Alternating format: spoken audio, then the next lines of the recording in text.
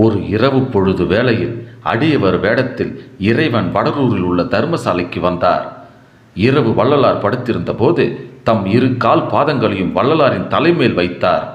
தம் தலைமேல் பாதங்கள் படுவதை உணர்ந்த வள்ளல் பெருமான் கால்களை தனது கரங்களால் அப்பால் தள்ளி வைத்தார். அடியவர் வேடத்தில் இருந்த இறைவன் உடனே தனது உண்மை கோலத்தை காட்டி, உன்னை காண வந்த எனக்கு இவ்வளவு சுதந்திரம் இல்லை என கேட்டு வள்ளல் பெருமானுக்கு அருள் செய்து ஆட்கொண்டார். இந்த அற்புத நிகழ்ச்சியை வள்ளல் பெருமான் தமது அருள் விளக்க மாலையில் நீ நினைத்த நன்மையெல்லாம் யாமறிந்தோம் நினையே நேர்காண வந்தன என்னும் 6ஆம் திருமுறை பாடலில் பாடி மகிழ்கின்றார். திருமாலும் பிரம்மனும் இறைவன் சிவபெருமானின் அடிமுடிகளை தேடி காண முயன்று காண முடியவில்லை.